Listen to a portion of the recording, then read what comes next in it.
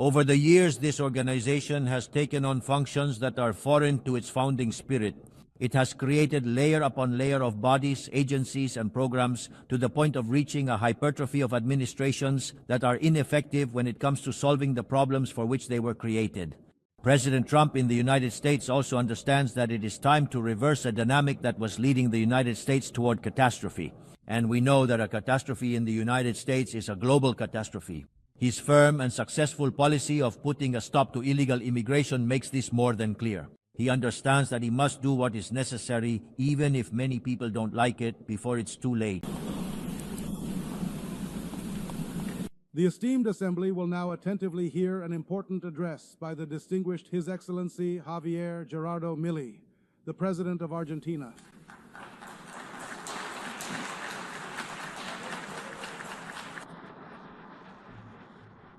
The successful United Nations model, which spoke of the need for peace and victory and was based on the cooperation of nation-states, was replaced by a model of supranational government run by international bureaucrats who seek to impose a specific way of life on the citizens of the world.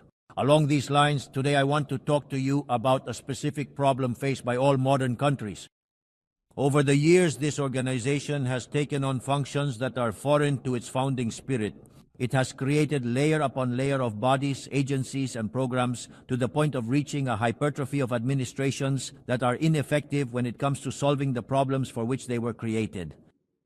Thus, the responsibilities of the UN have grown, the contributions received from member nations have increased, and the tangible results that this organization had to offer the world have diminished.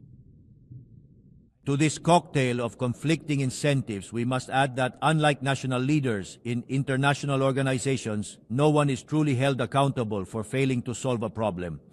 It is necessary to find a balance so that today's bread does not mean hunger tomorrow. Over the past year and a half, we have faced the enormous task of managing extreme scarcity, and today, for the first time in decades, we are doing what needs to be done to ensure a better future. For this, the only formula is to do the opposite of what was done in the past. This is opposed by the rest of the political establishment, which demands that we do the same things they did. Actions that also dragged us into decline, mortgaging the future to satisfy present demands in order to guarantee a sustained increase in well-being. President Trump in the United States also understands that it is time to reverse a dynamic that was leading the United States toward catastrophe. And we know that a catastrophe in the United States is a global catastrophe. His firm and successful policy of putting a stop to illegal immigration makes this more than clear. He understands that he must do what is necessary, even if many people don't like it, before it's too late. Thus, for politicians, it will always be profitable to sacrifice the future on the altar of the present. Not only that, but he is also carrying out an unprecedented restructuring of the terms of international trade. This is a task of titanic proportions that strikes at the very heart of the global economic system, because this system was ravaging the industrial core of his country and plunging it into an unparalleled debt crisis. This growth may sometimes feel slow, and at times it may have come to a temporary halt. This type of challenge that both President Trump and I are addressing has a common denominator that all countries in the world and even supranational organizations must face. They must find a way to rekindle an interest in the future and not succumb to the temptation of focusing solely on the present. This is the great evil and the great trap to which almost all nations are gradually succumbing. I want to reiterate our legitimate and inalienable claim to sovereignty over the Malvinas Islands, South Georgia, South Sandwich Islands, and the surrounding maritime areas which remain illegally occupied. Despite the 80 years that have passed since the creation of this organization, colonial situations like these remain unresolved.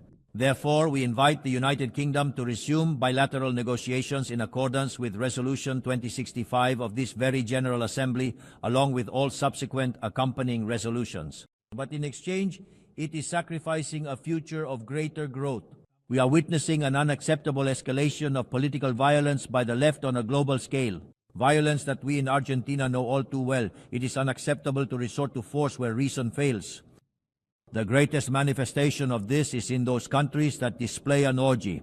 The poor results of the 2030 agenda bear witness to what I am describing. What persists in practice is a cycle of recycled structures, multiplied resources, and rescheduled goals. For this reason, Argentina decided at the time to withdraw from this process because we saw in this agenda a waste of scarce resources with goals we did not share and with the effect of distracting attention from the real difficulties of a world heading towards stagnation.